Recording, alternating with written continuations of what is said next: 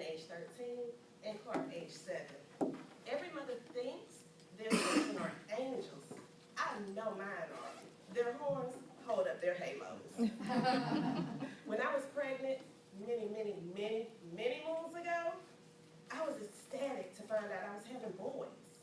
All of my friends had little girls, and it was chaos from sun up to sundown.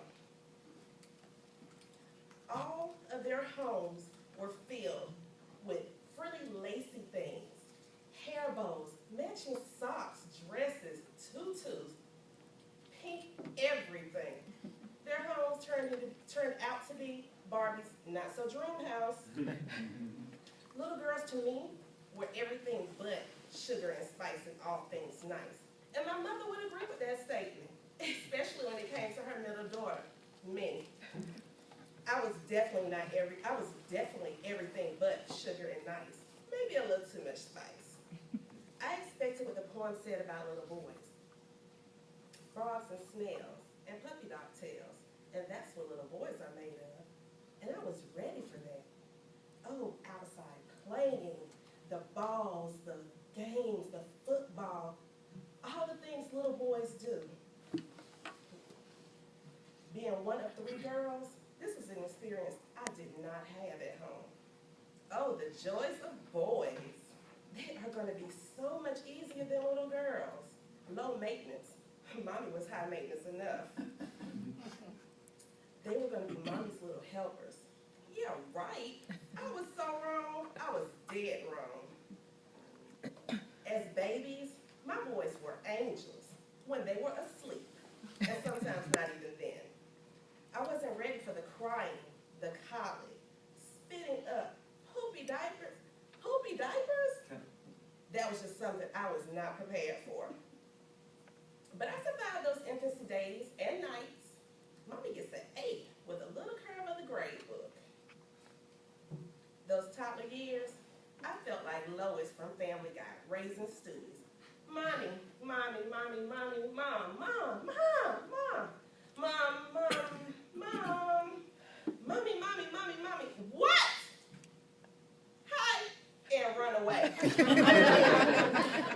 this what I have to look forward to? But I still had to remember, my boys are angels. Their horns held up their halos. A little slip in the grade book, just to a B. Still got a little curve, but I needed it for what was coming next. Preschool. The preschool phase made me enjoy the finer things in mommy life. Going to school for half of a day, and nap time, bedtime, anytime they were in the bed. Yes.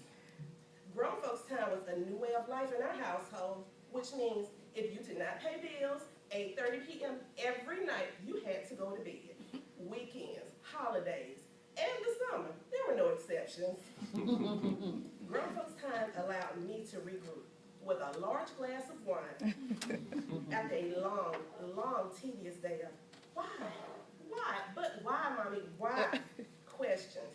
More questions than I have ever answered in my entire life.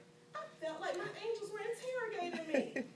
At first, I tried hard to answer every question they had. In the beginning, I answered them, and yes, mommy understands, and we're going to do it this way. And then the beginning ended before it began. The answer to every question was because mommy said so. Oh, wow, I sound just like my mom. But I had to remember, my boys are angels. Their horns still held up their halos. My grades still at a B, still got the curve. But school age was going to be a breeze. I just knew it. They were going to be independent, assigned chores, mommy's little helpers. Wishful thinking. Yes, they did chores independently by cleaning their rooms, by putting everything under the bed, including my car keys. I spent many mornings taking things from under their bed, from dirty socks to Little Debbie's snack cakes, in search of my keys. Sometimes I did not find. But I had to remember, my boys were angels. Their horns still held up their halos. A slight slip in the grade book to a C, but I'm working on it. I'm still surviving. As we embark onto this journey called teenage years, I must say that through God and His guidance, I have done an excellent job raising my sons. I know now that my angels will never be the angels I expected them to be. Their horns will always hold up their halos, but they're the best part of me, and I wouldn't trade them for anything. Final grade, still incomplete.